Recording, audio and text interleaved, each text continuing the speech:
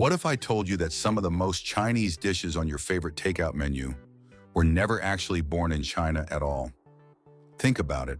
The crispy egg roll you dip into sweet sauce. The sticky General Tso's chicken you order every time.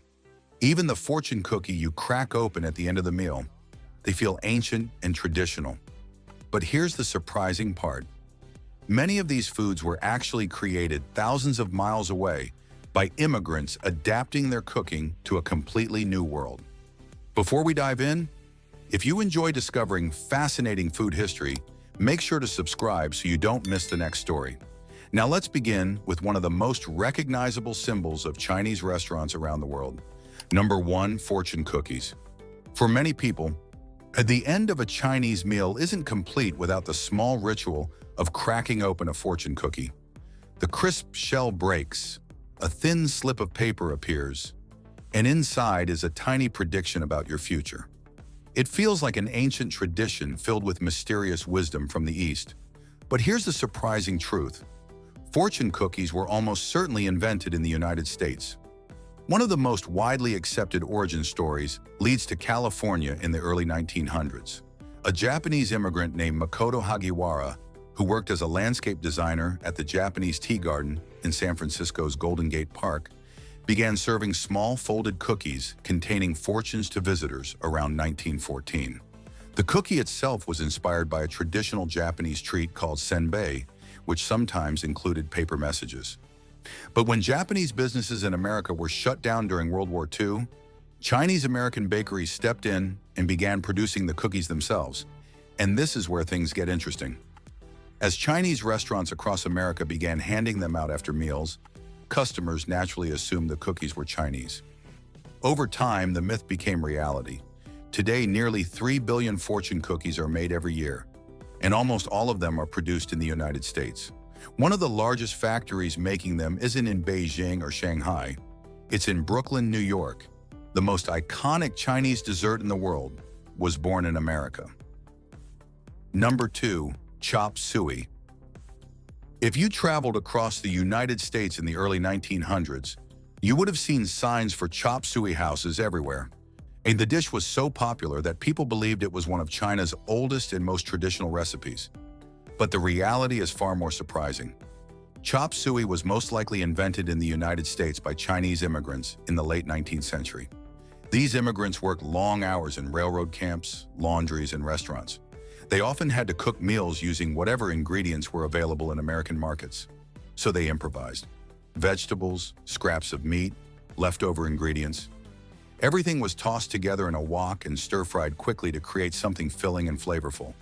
The name itself comes from the Cantonese phrase tiad sap sui, which roughly translates to mixed pieces or odds and ends. In other words, leftovers. But those leftovers turned into one of America's biggest food crazes.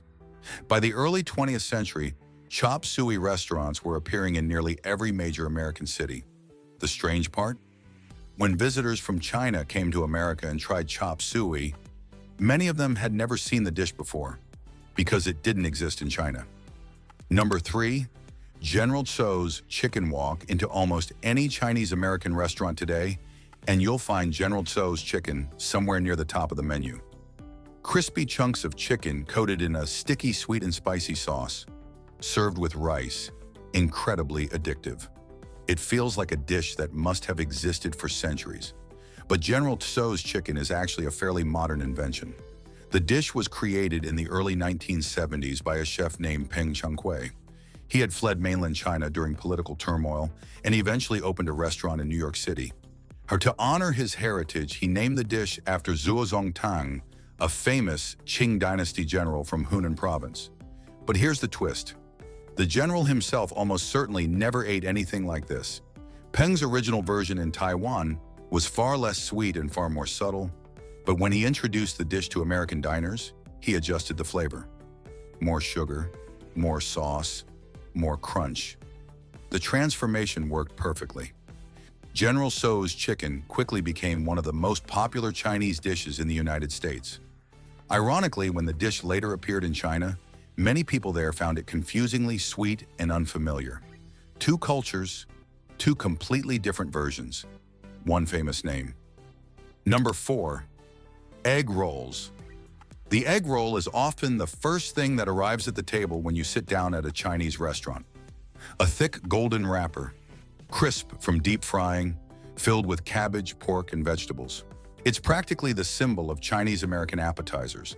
But the egg roll, as Americans know, it was most likely invented in New York City during the 1930s. Its closest relative in China is the spring roll, which has been eaten for centuries across southern China and Southeast Asia. Traditional spring rolls are far more delicate.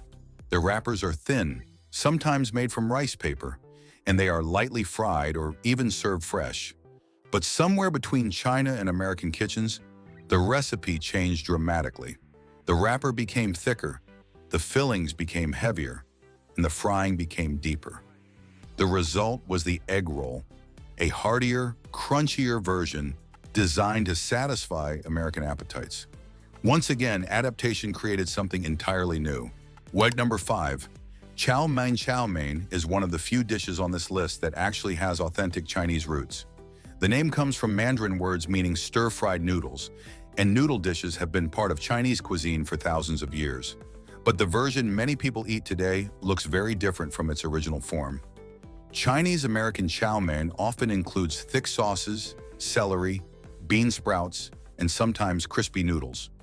Traditional Chinese noodle dishes usually focus more on balance and texture, rather than heavy sauces. Chinese immigrants in 19th century America had to work with what they could find in local markets. Ingredients like celery and bean sprouts were easier to obtain than traditional Chinese vegetables. So the dish slowly evolved into something new. And here's the surprising part. In places like Montana, chow mein became so deeply rooted in local culture that entire regional versions of the dish developed. A recipe with ancient Chinese roots, reinvented in the American West. Number 6. Kung Pao chicken. Unlike many dishes on this list, Kung Pao chicken truly did originate in China. It was named after Ding Baozhen, a Qing dynasty governor whose official title was Gong Bao, meaning palace guardian. According to legend, Ding Baozhen loved a dish made from diced chicken stir-fried with dried chilies and roasted peanuts. But history took an unexpected turn. During China's Cultural Revolution in the 1960s, the dish was briefly banned because its aristocratic name was considered politically inappropriate. Eventually, it returned to popularity and then spread across the world. And when it reached the United States, the flavor changed once again. American versions became sweeter and milder compared to the original spicy Sichuan dish. 2 versions of Kung Pao chicken now exist, each shaped by the culture that adopted it. Number 7. Fried rice. Fried rice feels ancient, and in many ways it is. The dish dates back to China's Sui dynasty around the year 600. Cooks discovered that day-old rice, which had dried overnight, could be quickly stir-fried in a hot wok with eggs, vegetables, and bits of meat. It was simple, practical, and incredibly satisfying. But as fried rice traveled across the world, it transformed in countless ways. Thai fried rice uses fish sauce and fragrant basil. Hawaiian fried rice often includes pineapple and Spam, a result of World War II military supply chains bringing canned meat to the islands. American Chinese fried rice became heavier and slightly sweeter. The core idea stayed the same, but every culture added its own identity. Number 8. Dim sum. Dim sum feels like one of the most authentic Chinese dining traditions in the world. Small plates stacked in bamboo steamers, carts rolling between crowded tables, families sharing dozens of tiny dishes while sipping tea. And dim sum truly does come from China. Its origins trace back to the tea houses of Guangdong province along the ancient Silk Road. Travelers would stop to rest and drink tea, often enjoying small snacks alongside it. But the elaborate trolley-based dining experience that people recognize today was shaped mainly in Hong Kong during the 20th century. Hong Kong's bustling tea house culture transformed dim sum into a theatrical culinary event with hundreds of different dishes. When that tradition spread to cities like San Francisco, London, and Sydney, it carried the Hong Kong style with it. What the world calls traditional dim sum is actually a modern evolution. Number 9. Sweet and sour pork.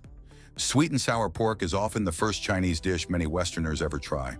Bright red sauce, crispy pork, chunks of pineapple, a flavor that's instantly recognizable. China does have a long tradition of balancing sweet and sour flavors, particularly in regions like Jiangsu and Hunan. But the bright orange sauce and pineapple-filled version, popular in Western restaurants, was specifically adapted for foreign tastes. Early Chinese restaurateurs realized Western diners preferred sweeter flavors and simpler sauces, so they adjusted the recipe. More sugar, less sharp vinegar, and sometimes pineapple, which Western diners associated with exotic tropical luxury. The result was a dish that became more famous internationally than many authentic Chinese recipes. Number 10. Chili peppers in Chinese cooking. Finally, let's talk about something that seems impossible to imagine Chinese food without: chili peppers. Sichuan cuisine today is famous for its intense heat. The fiery combination of chilies and Sichuan peppercorns creates a unique numbing sensation that defines the region's food. But chili peppers are not native to China. They originally grew in the Americas, where indigenous civilizations had cultivated them for thousands of years. But chilies only arrived in China after European explorers brought them back from the New World in the late 1400s. From there, they spread through global trade routes and eventually reached Sichuan sometime in the 16th century. And once they arrived, they transformed the cuisine completely. Within a few generations, chili peppers became one of the defining ingredients of Sichuan cooking. Today, China is actually the largest producer and consumer of chili peppers in the world. A flavor that feels deeply Chinese actually came from the other side of the planet. And when you step back and look at all these stories together, something fascinating appears. Food history is never simple. It's not a straight line from ancient recipe to modern plate.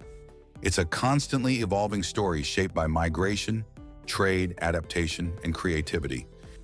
People move, ingredients travel, recipes change, and sometimes those changes become so successful that the world forgets where the story actually began. So the next time you open a takeout box, take a moment to think about it. Because inside that container isn't just dinner, it's history, it's migration, it's reinvention, and it's proof that culture is always evolving. If this video changed the way you see your favorite Chinese dishes, make sure to subscribe so you don't miss the next story. There are many more surprising food histories waiting to be uncovered, and the next one might be something sitting in your kitchen right now.